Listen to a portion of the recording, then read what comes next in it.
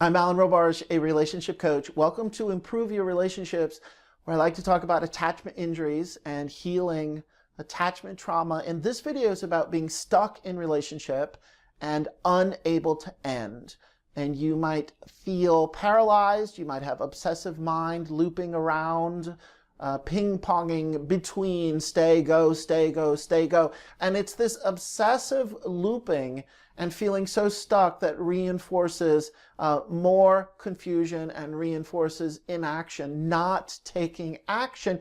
You're stuck in your bad relationship, and we might say unhealthy relationship, dysfunctional relationship, hurtful, toxic, full of resentment, a relationship full of contempt, or maybe it's not that intense. Maybe your relationship just is not working and you know it's over. You've known for some time and your partner's reasonably okay and you sort of like the relationship, but it's time to end and you can't and you're stuck. And this video is part of a series of how we play mind games with ourselves.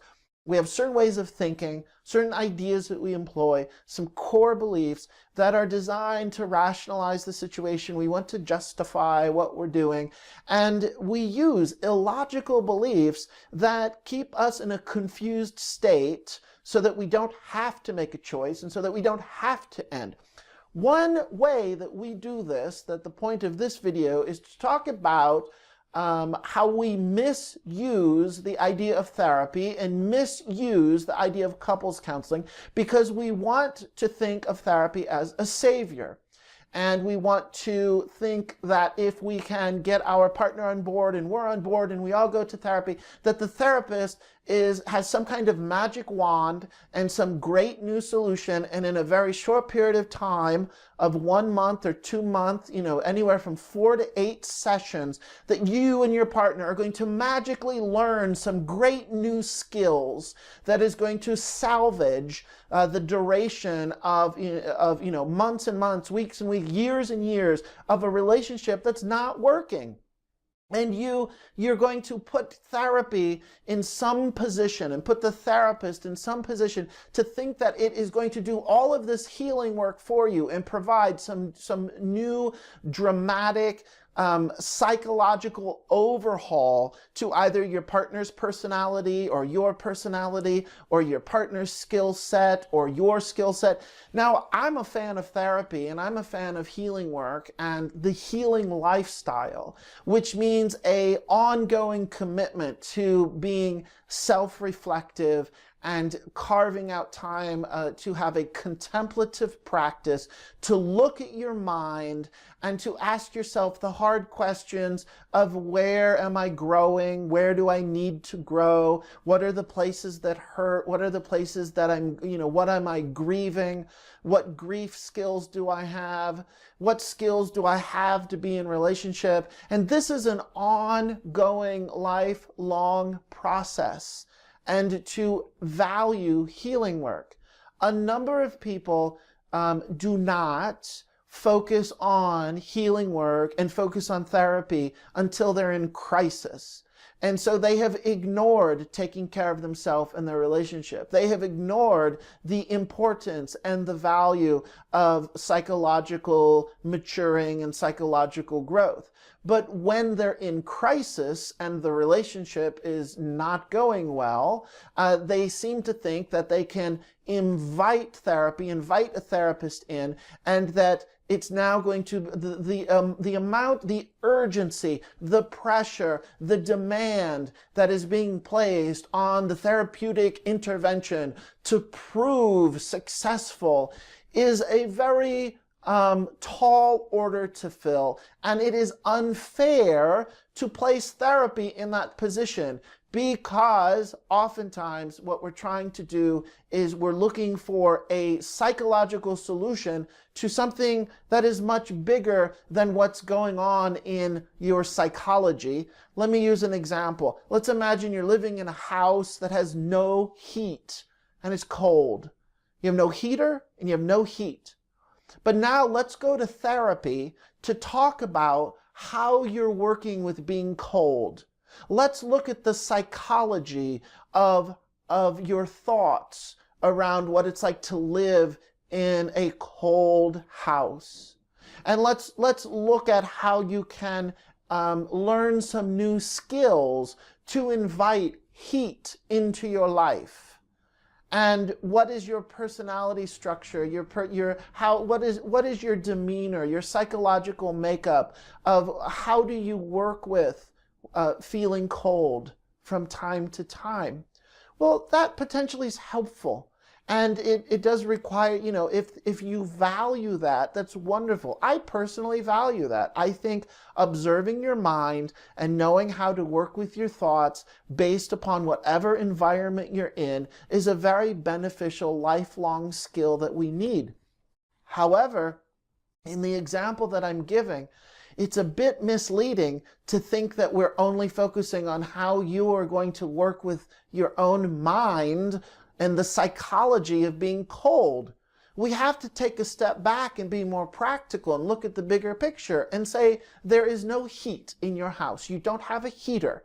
And so I don't really know if therapy is the right order and the prioritization that you need to make.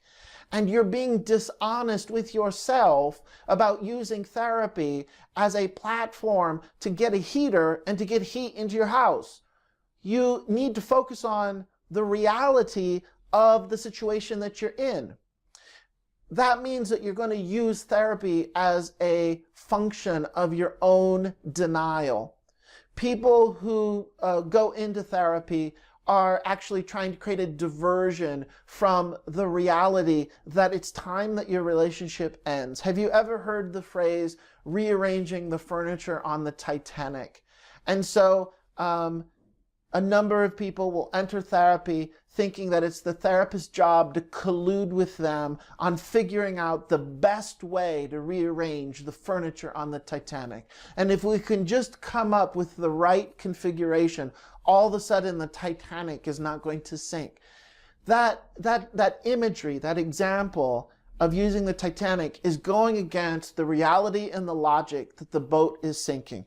Now, certainly everyone watching this video and certainly every relationship is not a Titanic sinking boat that cannot be saved. You have to be honest with yourself about that. I don't know. A therapist doesn't know. You need to check in with yourself. Do you think your intention, do you have a certain basic skill set about you? Does your partner have a certain basic skill set about him or her that you're able to come together and really focus on doing the long and hard work of 6 months to a year?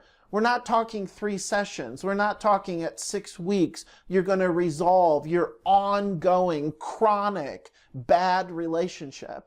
This is long-term work. And if you have not already started doing this work on your own a year ago, chances are that you're not committed to doing healing work anyway. So to try to then pull a therapist in who colludes with you in your own denial and pretends that if we rearrange the furniture, your relationship all of a sudden magically is salvageable. Usually it's just a band-aid. It's not going to change anything. And the point of this video is to say, can you be honest with yourself that your relationship is over and to stop grasping at solutions to create a distraction from pursuing the reality that you need to look at? Now, here's a set of things to think about for leaving your relationship. You need a stronger sense of self. Think of the idea of walking out the door. You cannot walk out the door if you're not here, you're not there. Your sense of self, your individuated self of who you are beyond the relationship. You're no longer identifying and defining yourself as a partner in the relationship. You're an individual person with an individual life, and you're thinking about your future. And you can imagine moving beyond your stronger sense of self, your individuated self, a self that's more autonomous, where you strengthen your self-worth, you strengthen your self-esteem, you really think about your goals and your likes and dislikes, your preferences, and you realize that there's a mismatch here, that who you're becoming and who you want to become is not in alignment with this current relationship. And so if you strengthen your sense of self, that is going to help you leave this relationship. The other thing to think about is that you need a very concrete vision and a plan. You cannot move from point A to B and cannot think about how you're going to get from point A to B if you have not identified what is the destination. What does that actually mean? And I mean in very concrete terms. How are you, where are you going to live? What part of town are you going to live in? How much money do you need for a down payment on a new apartment? If you're married and getting a divorce, do you need to see a lawyer? How are you going to divvy up your marital assets? I mean, these are all very practical things that you cannot keep ignoring and putting on hold, and if you don't attend to them, it's going to keep leaving this nebulous, unknown thing that you'll never quite have the full clarity and the wherewithal to really know where you're going. If you have a vision and if you have a concrete plan of where you're going, this will help strengthen your ability to leave this relationship. The other thing that you need to think about, that we all need, is what is psychologically referred to as agency. Agency is a sense of will. It's the question, what can I do?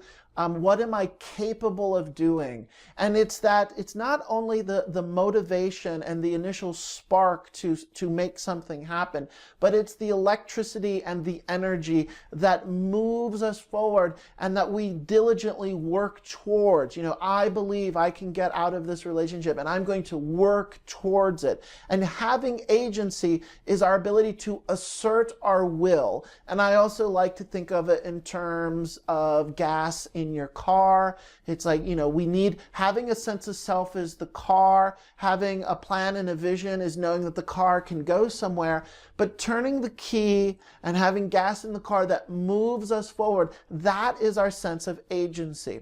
Now, also need to think about imploding into your grief, and that many times when we get sucked into a grief spiral, or we become very disempowered in our grief because the sadness and the thought of ending this relationship is so much, oftentimes what that does is that sucks our energy and it limits our agency. We feel that's the feeling of paralyzed. So the opposite of being paralyzed is having agency and having the ability to move forward. So one thing we can work with is boundaries around our grief, and that we still want to feel our sadness, we still want to cry, we still want to know that this is a difficult thing, but we also have to put some boundaries around it and maybe not do it every day all the time, or when we do that, we don't implode into a place of losing all of our own personal power. That's grieving that takes over in such a way that is reinforcing staying disempowered,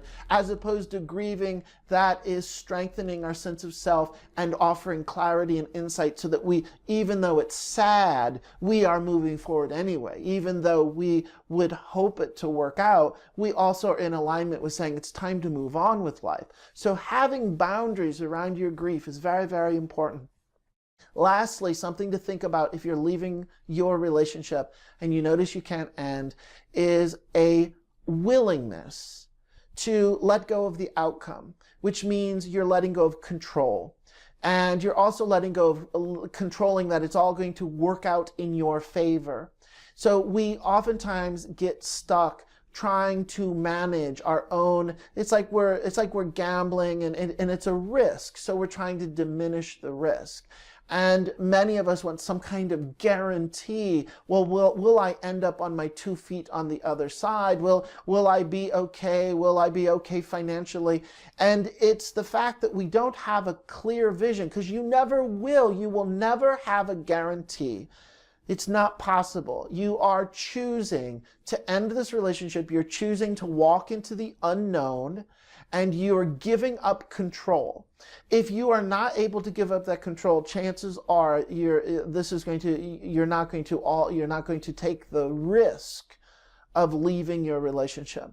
So again, to review, think about how you are using different ways of thinking to keep yourself stuck. And one way that we do this is employing this idea of therapy as a distraction, not as an honest investment in healing work, but it's just a way to rearrange the furniture on the Titanic.